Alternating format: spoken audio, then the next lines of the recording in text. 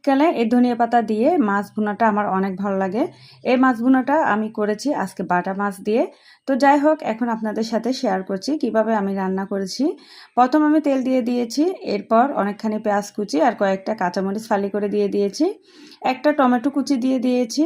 দিয়ে টমেটোটা নরম হওয়া পর্যন্ত আমি রান্না করব। এখন যা যা মশলা লাগে দিয়ে দিচ্ছি, 1/2 চামচ হলুদ গুঁড়া, 2 চামচ মরিচ গুঁড়া আর স্বাদ মতো লবণ, 1 চামচের মতো আমি মাছের মশলাটা দিয়ে দিচ্ছি। এরপর সামান্য রসুন বাটাও দিয়ে দিব। এরপর বেশ কিছুক্ষণ নাড়াচাড়া করে নিয়েছি। অনেকক্ষণ নাড়াচাড়া করে একদম রসুনটা টমেটোটা যেন একদম গলে যায় তখন পর্যন্ত আমি রান্না করে নিয়েছি। তারপর এখন আমি তেলটা উপরের দিকে উঠে আসলে মাছগুলো একটা একটা করে দিয়ে দিচ্ছি। এই বাটা মাছটা সামুদ্রিক মাছ, এই মাছটা খেতে খুবই মজা। আমাদের বাসায় সবাই অনেক পছন্দ করে এই মাছটা, প্রায় সময় আমাদের বাসায় এই মাছটা নিয়ে আসে।